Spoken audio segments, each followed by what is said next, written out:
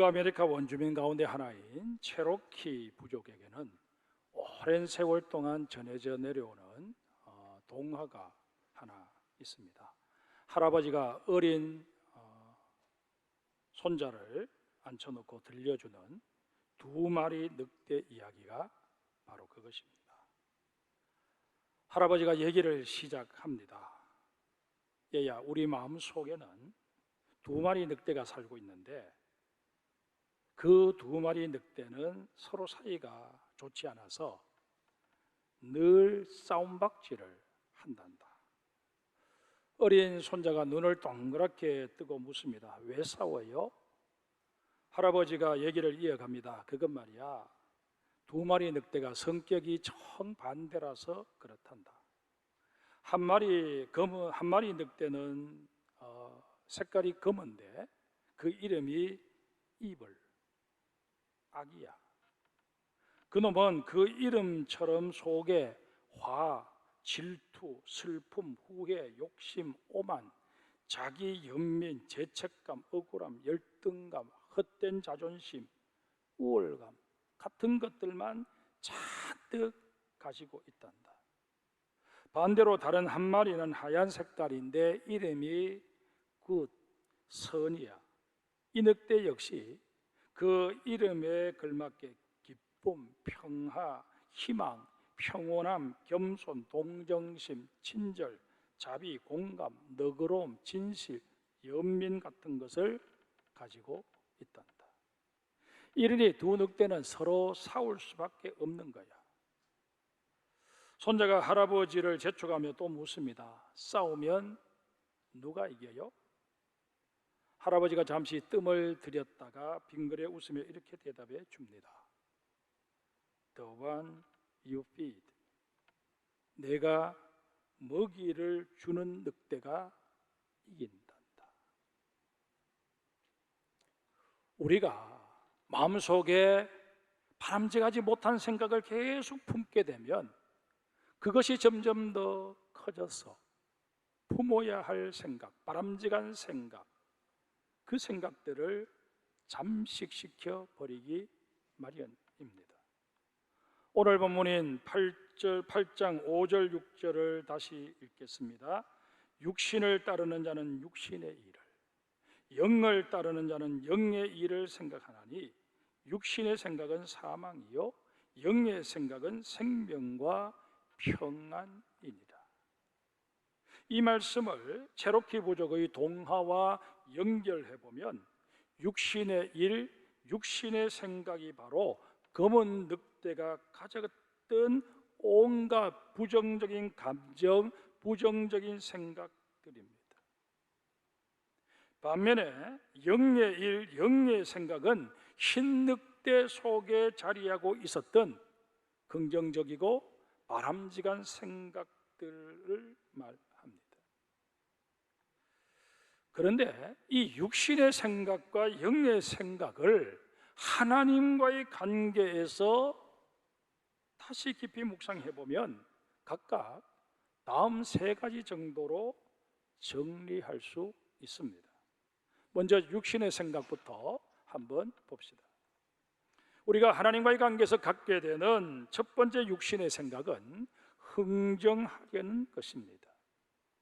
창세기 27장, 28장에 보면 야곱이 아버지 이삭을 속여서 쌍둥이 형인 에서에게 가야 할 장자의 복을 가로채는 장면이 나옵니다.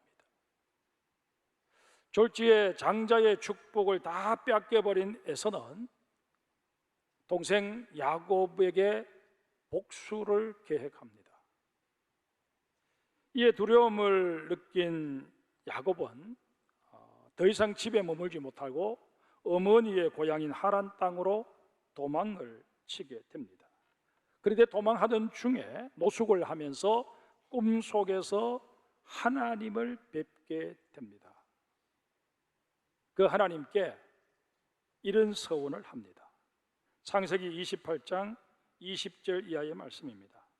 야곱이 서원하여 이르되 하나님이 나와 함께 계셔서 내가 가는 이 길에서 나를 지키시고 먹을 떡과 입을 옷을 주시어 내가 평안히 아버지 집으로 돌아가게 하시오면 여호와께서 나의 하나님이 되실 것이요 내가 기둥으로 세운 이 돌이 하나님의 집이 될 것이요 하나님께서 내게 주신 모든 것에서 10분의 1을 내가 반드시 하나님께 드리겠나이다 하였더라.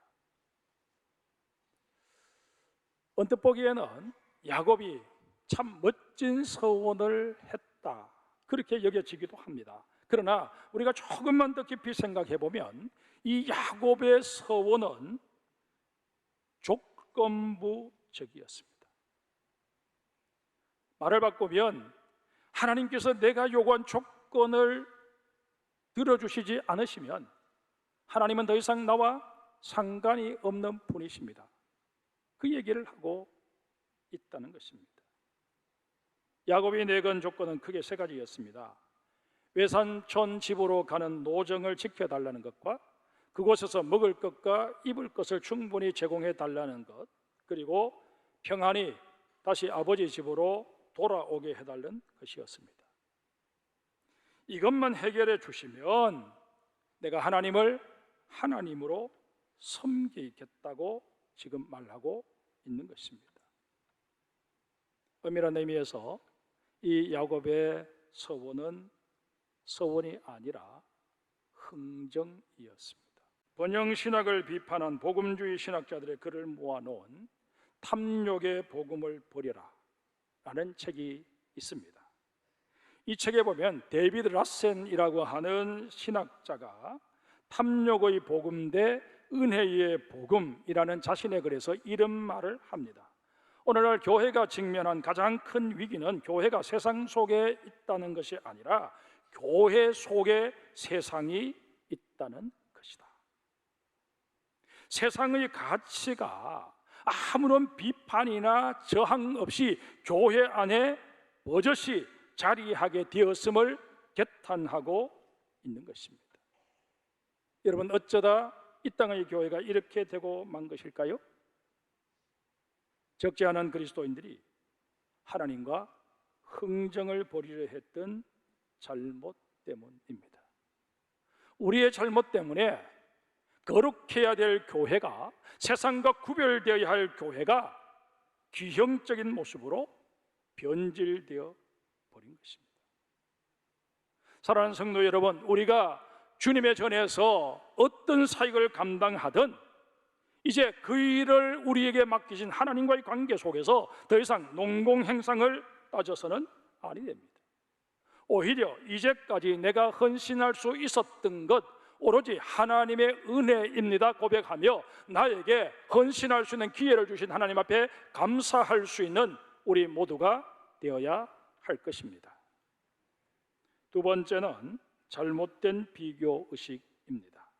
우리는 종종 내가 수고한 것이 저 사람보다 못한 게 없는데 왜 나는 저 사람과 같은 대우를 받지 못하나 라는 식의 섭섭한 마음을 가질 때가 없지 않습니다. 더구나 이런 양상은 누군가를 경쟁 대상으로 여기게 될 경우 더 심각해지고 맙니다. 비교의식 하면 떠오르는 성경의 인물이 한 사람 있습니다. 바로 달란트 비유에 나오는 한 달란트 맡은 종입니다. 한 달란트 맡게 되었던 종은 다른 종들이 5달란트, 2달란트를 받게 되자 자기가 받은 것은 상대적으로 너무 적다라는 이유를 내세워서 주인에게 아주 반감을 표시합니다. 그 주인을 향해서 굳은 사람이라고, 자신은 아무것도 하지 않고 다른 사람을 착취해서 돈을 버는 수존노 같은 인물이라고 단정 지어 버립니다.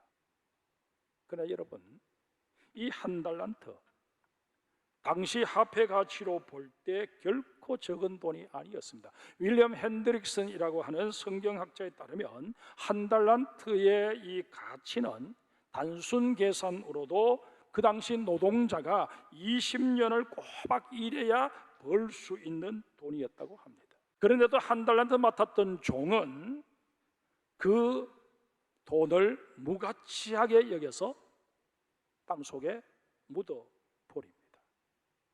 잘못된 비교의식이 그 마음에 자리하게 됨에 따라 이런 어리석음을 범하게 된 것입니다. 우리는 하나님과의 관계에서 내 은혜가 내게 족하다라고 말씀하시는 주님의 말씀에 늘 고개를 끄덕일 수 있어야 할 것입니다. 세 번째로 공로의식입니다.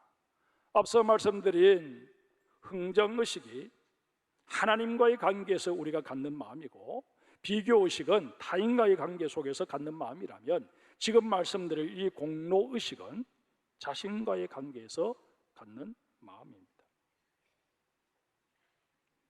사람은 누구나 약간의 과대망상증을 가지고 있습니다.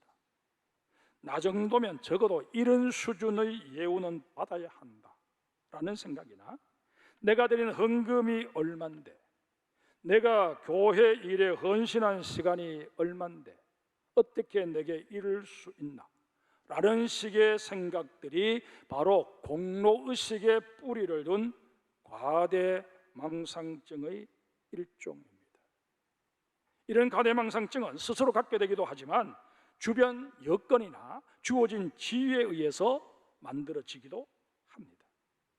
그런데 여러분, 이 과대망상증이 살짝만 도를 넘어도 별것 아닌 일로 인해 자존심 상하게 되고 인간관계에 문제가 생기게 되는 것을 보게 됩니다. 심지어는 신앙생활 자체가 흔들려 버리는 것을 목도합니다. 과대망상증에 사로잡혀 어떤 생각을 하고 어떤 행동을 하고 어떤 판단을 하느냐 하는 것은 개인의 자유입니다. 그러나 그 생각과 행동을 판단하시는 분이 계심을 잊어서는 아니 될 것입니다. 이런 까닭에 삼가 우리는 마음을, 생각을 지킬 수 있어야 합니다. 우리의 마음이 병들지 않도록, 병든 의식이 우리의 삶을 지배해버리지 않도록 늘 조심해야 한다는 것입니다.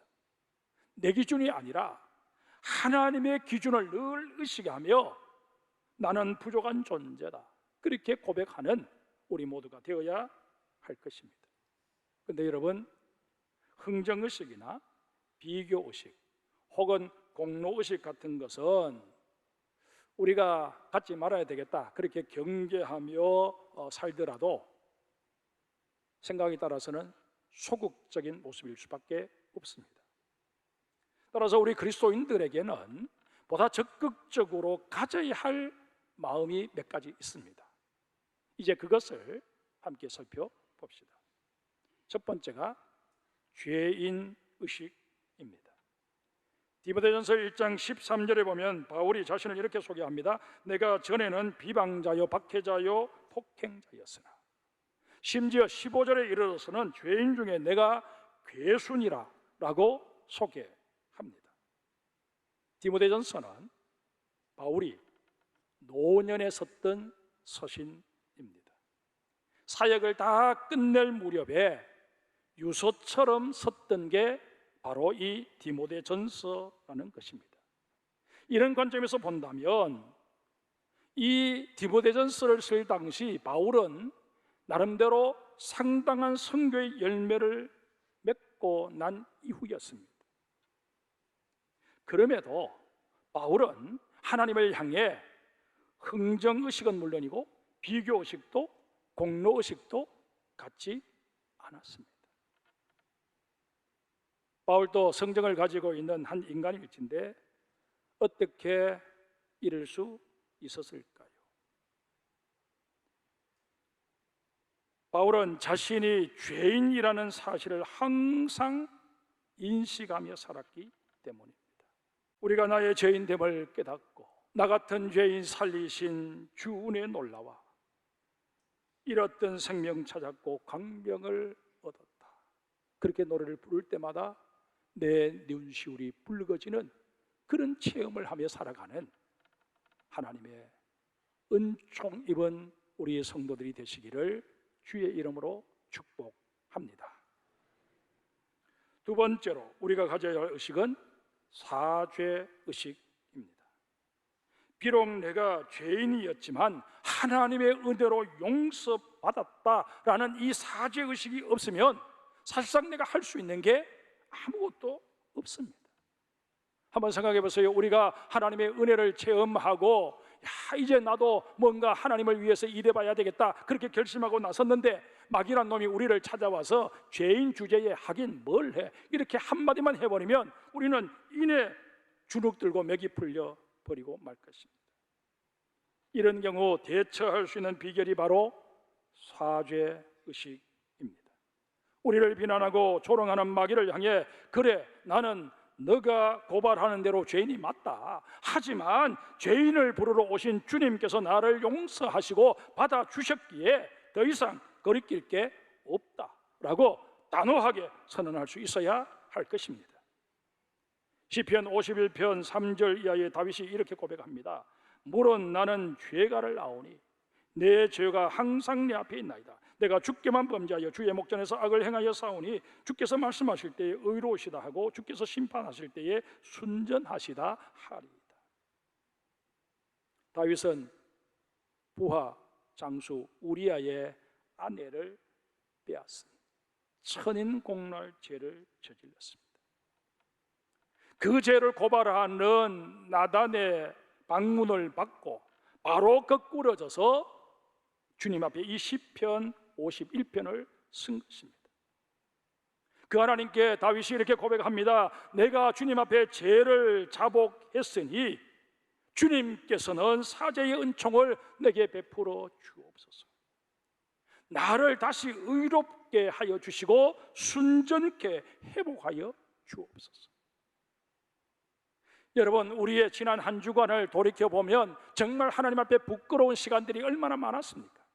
생각하는 것, 말하는 것, 행동하는 것 다 주님의 기준에서 비추어 볼 때 부끄러운 것밖에 없는 게 우리들의 모습 아닙니까? 그러나 우리가 이전에 올라와서 주님, 내가 이렇게 살았습니다. 나의 부족하고 연약함을 주님 탓하지 마시고 다시금 주의 긍휼과 자비로 나로 용서하여 주시옵소서. 그렇게 간절한 마음으로 기도할 때 하나님께서는 우리의 죄를 사하여 주실 뿐만 아니라 다시금 우리를 순전하게 회복하여 주신다 하는 사실을 믿을 수 있어야 할 것입니다. 이 사죄의 은총 속에서 우리는 다시금 한 주간을 힘있게 시작하게 되는 것입니다. 이런 의미에서 사죄의 은총에 다시 한번 감격하고 하나님께 감사하는 우리 이장성의 모든 성도들 되시기를 주의 이름으로 축복합니다. 세 번째로 우리가 가져야 할 것은 소명의식입니다. 사실 죄인된 나를 주님께서 용서해 주셨다 확신하는 것은 우리에게 감사와 찬송을 가능케 할 뿐만 아니라 헌신을 가능케 한다는 점에서 대단히 중요합니다. 하나님께서는 바울이 행한 선행을 보시고 그를 불러주셨던 게 아닙니다. 하나님의 부르심을 받을 때 바울은 예수 믿는 자들을 잡아 죽이기 위해서 다메섹으로 가고 있던 중이었습니다. 정말 그의 표현을 그대로 빌리자면 그는 비방자요, 박해자요, 폭행자였습니다. 죄인 중에 개수였습니다. 그런 그를 하나님은 전혀 문제 삼지 않으시고 불러서 주의 종을 삼아 주신 것입니다. 얼마나 크고 놀라운 은혜입니까? 이 은혜만 생각하면 바울은 그저 감사할 것밖에 없었습니다. 그래서 부하면 부한 대로 가난하면 가난한 대로 자족의 은혜를 누리며 살았고 그런 하나님께 범사에 감사하고 항상 기뻐하고 쉬지 않고 기도하게 된 것입니다. 하나님께 죽도록 충성하며 살고자 날마다 다짐했습니다. 주어진 귀한 복음 사역 위해서 때를 얻든지 못 얻든지 수고하기를 마다하지 않았습니다. 죽어 마땅한 나를 주님께서 살려주셨다라는 깨달음이 그를 그렇게 몰아간 것입니다.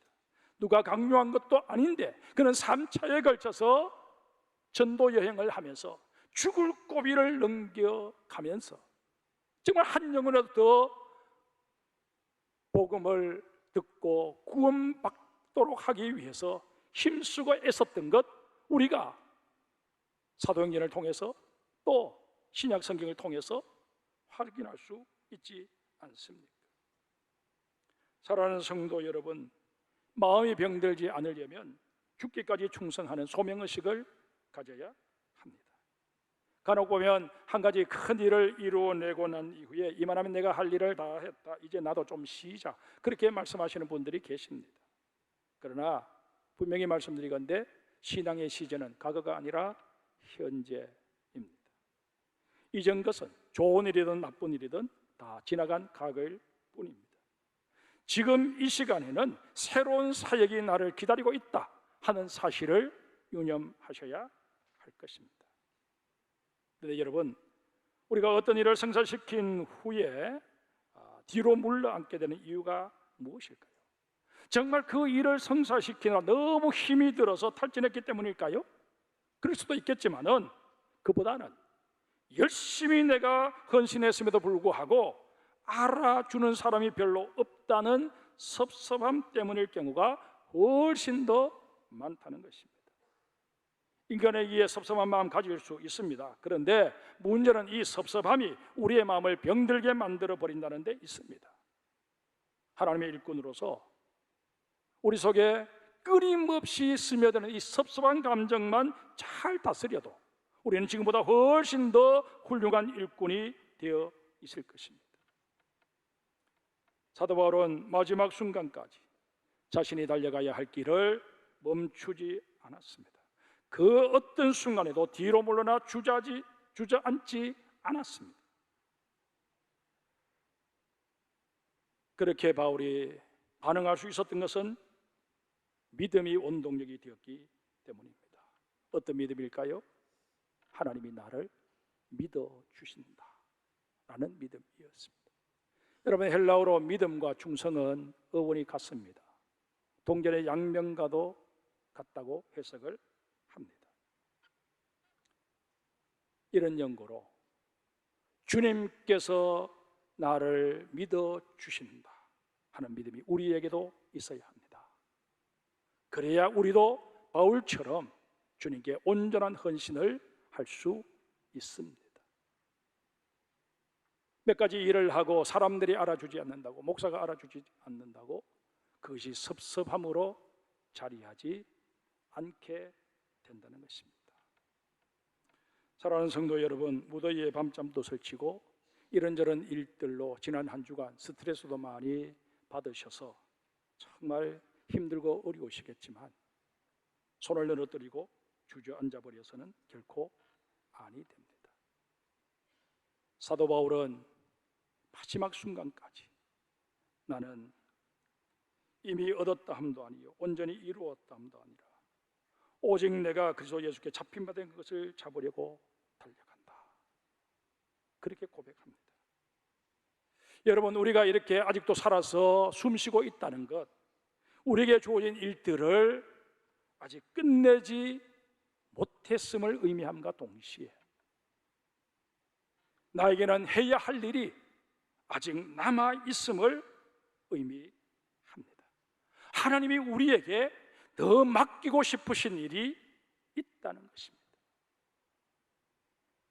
이제까지 우리가 많은 일을 이뤄내었다고 할지라도 그 많은 일들은 새로운 시작을 위한 발판을 닦은 것이다, 그렇게 받아들일 수 있어야 할 것입니다. 사랑하는 성도 여러분, 무더위를 핑계 삼아 주저앉아 버릴 것이 아니라 오히려 이런 때에 다시금 허리띠를 동여매고 신발끈을 조여맬 수 있는 우리가 되어야 할 것입니다.